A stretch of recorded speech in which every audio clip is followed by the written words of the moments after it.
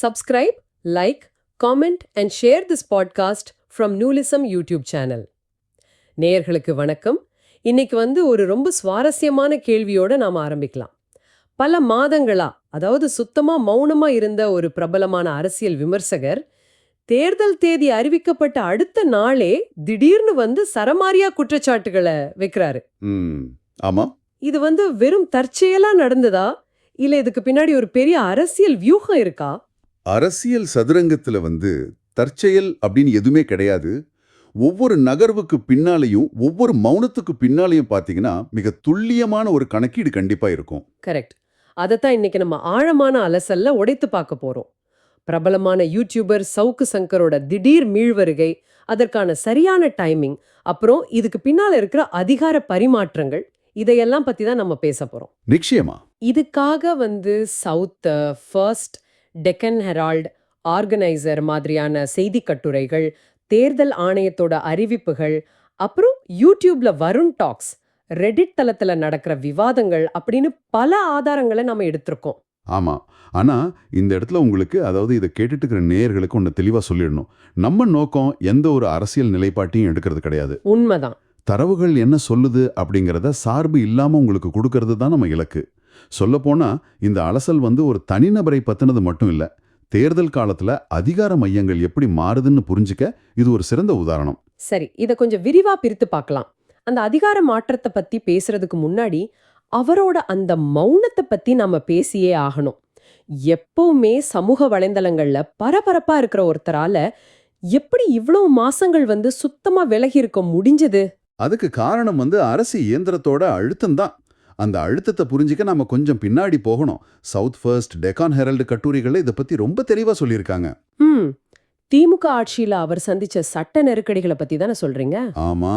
அந்த நெருக்கடிகள் சாதாரணமானதில்ல. 9 முறை அவர் கைது செய்யப்பட்டிருக்காரு. அவர் மேல சுமார் 42 எஃப்ஐஆர் போடப்பட்டிருக்கு. இருங்க, 42 எஃப்ஐஆரா? நிஜமாவா? ஆமா, 42 தான். ரெடிட் விவாதங்கள்ல கூட மக்கள் இதற்கா ரொம்ப ஆச்சரியமா பேசிட்டு இருந்தாங்க. அதாவது சந்தன கடத்தல் வீரப்பனுக்கு எதிராவே 184 வழக்குகள் தான் இருந்துச்சு. ஆனா கேமரா முன்னாடி பேசுற ஒரு யூடியூபர் மேல 42 வழக்குகளா? அதுதான் இதுல கவனிக்க வேண்டிய விஷயம். இது எப்படி இருக்குன்னா, நீங்க ஒரு கால்பந்து விளையாடிட்டு இருக்கீங்க, ஆனா நடுவரே உங்களை தொடர்ந்து கீழே தள்ளி விட்டு ரெட் கார்டு கொடுக்கற மாதிரி இருக்கு. அந்த பயத்துல தான் அவர் அமைதியா இருந்தாரா? கண்டிப்பா. அந்த வழக்குகளோட தன்மையை பாத்தீங்கன்னா உங்களுக்கு நிலைமை இன்னும் நல்லா புரியும். அவர் மேல குண்டர் சட்டம் பாய்ஞ்சது, பெண் காவலர்கள் குறித்து அவதூறா பேசினதா வழக்குகள் போட்டாங்க. ஆனா இதையெல்லாம் விட சென்னை உயர்நீதிமன்றம் ஒரு குறிப்பிட்ட வழக்கை எப்படி கையாண்டது அப்படிங்கிறது தான் ரொம்ப முக்கியம். அந்த 94,000 ரூபாய் ஜிபே வழக்க தானே குறிப்பிடுறீங்க? டெக்கான் ஹெரால்டு செய்தியில அதை படிச்சப்போ எனக்கே ரொம்ப ஷாக்கிங்கா இருந்துச்சு. ஆமா, அதேதான். தன்னோட சொந்த ஊழியருக்கு ஜிபே மூலமா பணம் அனுப்புனதுக்காக ஒருத்தரை போலீஸ் கைது பண்ணுவாங்களா? இதை எப்படி ஒரு குற்றமா மாத்த முடியும்? அதுதான் அந்த வழக்கோட விசித்திரமே. இதை விசாரிச்ச உயர்நீதிமன்ற நீதிபதிகள் சாதாரண வார்த்தைகளை பயன்படுத்தல. இது ஒரு திட்டமிட்டப்பட்ட பொறி அப்படின்னு காவல்துறையை கடுமையா விமர்சிச்சாங்க. ஓஹோ, திட்டமிட்டப்பட்ட பொறியா? ஆமா. ஒரு தனி மனிதனோட அடிப்படை உரிமைகளை அரசு இப்படி பறிக்கிறது அப்பட்டமான சட்டவிரோதம்னு சொன்னாங்க. ஒரு குண்டர் சட்டம் ரத்து செய்யப்பட்ட 3வது நாளே மறுபடியும் குண்டர் சட்டம் பாயுதுன்னா அவருக்கு எதிரா எவ்வளோ பெரிய வலை பின்னப்பட்டிருக்குன்னு நீங்களே யோசிச்சு பாருங்க. நிச்சயமா. சட்ட ரீதியான நெருக்கடிகள் ஒரு பக்கம் இருந்தாலும் ஆர்கனைசர் கட்டுரையில சொல்லிருக்க சில விஷயங்கள் உண்மையிலே ரொம்ப பதற வைக்குது. ஆமா, அந்த சிறைச்சாலை சம்பவங்கள். சிறையில் இருந்தப்போ தனக்கு ஸ்லோ பாய்சன் கொடுக்கப்பட்டதா ஒரு குற்றம் சாட்டினாரு. சிறை அதிகாரிகளால தாக்கப்பட்டதா சொன்னாரு. எல்லாவற்றுக்கும் மேல அவர் வீட்டு மேல மனித மலம் வீசப்பட்ட சம்பவமும் நடந்துச்சு. ரொம்ப மோசமான ஒரு விஷயம் அது.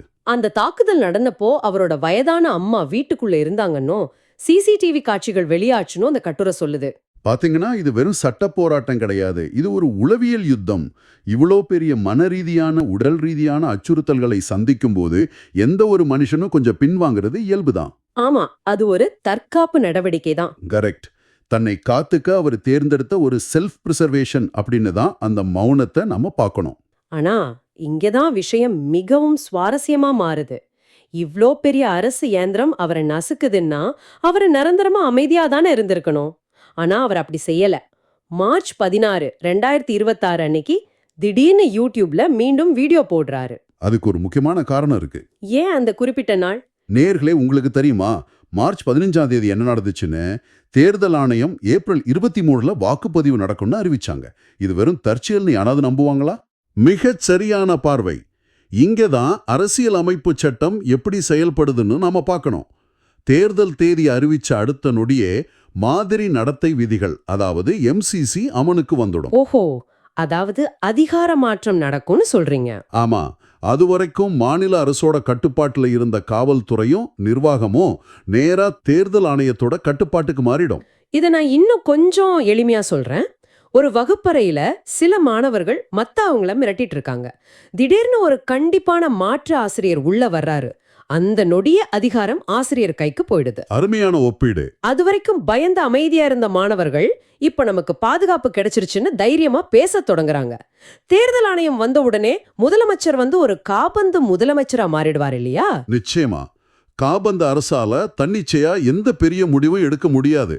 இதை உறுதிப்படுத்துற மாதிரி மார்ச் 16ஆம் தேதியே தேர்தல் ஆணையம் ஒரு அதிரடி முடிவு எடுத்தாங்க. ஆமா, 4 IPS அதிகாரிகளை மாத்துனாங்க. கரெக்ட். DN ஹரிகரன் பிரசாத கலூருக்கும், கிரண் ஸ்ருதியை ஈரோட்டிற்கும், சுஜித்குமார நாகப்பட்டினத்திற்கும், ஸ்ரீநாதாவை விருதுநகருக்கும் அதிரடியா இடமாற்றம் செஞ்சாங்க. ஆனா நான் ஒரு கேள்வியை முன்வைக்கிறேன்.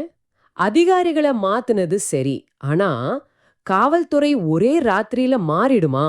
ஏதோ 4 அதிகாரிகளை மாத்துறதால ஒரு லோக்கல் இன்ஸ்பெக்டர் போய் ஒரு யூடியூபரை கைது பண்ண மாட்டார்னு என்ன நிச்சயம்? இந்த இடமாற்றத்துக்கும் யூடியூபர்கள் தைரியமா பேசுறதுக்கும் என்ன தொடர்பு இருக்க முடியும்? இது ரொம்ப ஆழமான கேள்வி. இதுக்கு விடை அந்த நிர்வாக இடைவெளியில தான் இருக்கு. தேர்தல் ஆணையம் உள்ள வந்ததும் டிஜிபி அந்தஸ்துல இருக்க அதிகாரி நேரா எலெக்ஷன் கமிஷனுக்கு தான் பதில் சொல்லணும். அப்போ மாநில அரசு சொல்றத கேட்க மாட்டாங்களா? ஆமா, அரசியல் உள்நோக்கம் கொண்ட எந்த ஒரு நள்ளிரவு கைதும் நடந்தா அது உடனே தேர்தல் ஆணையத்துக்கு போயிடும். அதிகாரிகள் மேல சஸ்பெண்ட் மாதிரியான கடுமையான நடவடிக்கை வரும். இந்த பயம் காவல்துறைக்குள்ள இருக்கும். ஓ, அதாவது ஆளும் அரசாங்கத்தால இனி தன்னிச்சையா ஃபோன் பண்ணி இவரை அரெஸ்ட் பண்ணுங்கன்னு சொல்ல முடியாது. கண்டிப்பா முடியாது. இதுதான் விமர்சகர்களுக்கு ஒரு பெரிய பாதுகாப்பு அரணா இருக்கு. அந்த 38 நாட்கள் பாதுகாப்பு அரணுக்காக தான் அவர் இவ்வளவு நாளா காத்திருந்தாரு அப்படின்னு தான் நம்ம புரிஞ்சுக்கணும். அவர் பாதுகாப்பா உணர்றாரு அப்படிங்கிறது சரி. ஆனா அவர் யாரோடைய குரலா ஒலிக்கிறாரு? ரெடிட் தளத்திலையும் வருண் டாக்ஸ்லயும் மக்கள் வைக்கிற மாறுபட்ட கருத்துக்களை பாத்தீங்கன்னா, ஆமா, அதுல 2 விதமான பார்வைகள் இருக்கு. என்னென்ன பார்வைகள் அது? முதல் பார்வை சில பேர் அவரை ஒரு துணிச்சலான விசில் ப்ளோவரா பாக்குறாங்க.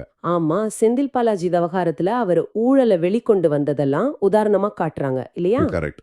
ஆளும் அரச தைரியமா எதிர்ப்பதால தான் அவர் தண்டிக்கப்படுறாரு அப்படிங்கிற ஒரு பொது புத்தி மக்கள் மத்தியில இருக்கு. அப்போ 2வது பார்வை என்ன? வேறு சிலர் என்ன விவாதிக்கிறாங்கன்னா, அவருக்கு மறைமுகமான அரசியல் பின்புலம் இருக்குன்னு சொல்றாங்க. குறிப்பா தேசிய ஜனநாயக கூட்டணி, அதாவது NTA அல்லது அதிமுகவுக்கு சாதகமா அவர் செயல்படுறாருன்னு ஒரு ஊகம் இருக்கு. ஆமா, ரெடிட்ல இந்த வாதத்தை நான் பார்த்தேன். அவங்க கேக்குற கேள்வி ரொம்ப லாஜிக்கலா இருக்கு. ஒரு மாநில அளவுல இருக்கிற யூடியூபருக்கு ED, IT மாதிரியான மத்திய விசாரணை அமைப்புகளோட ரகசிய நகர்வுகள் எப்படி முன்கூட்டியே தெரியுது? அதுதான் அந்த சந்தேகம். ரகசிய தகவல்கள் அவருக்கு முன்கூட்டியே கசிவதாக ஒரு குற்றச்சாட்டு வைக்கிறாங்களே. ஆமா, டெல்லியில இருக்கிற அதிகார மையங்கள்ல இருந்து அவருக்கு தகவல்கள் கிடைக்குதுன்னு ஒரு விவாதம் இருக்கு.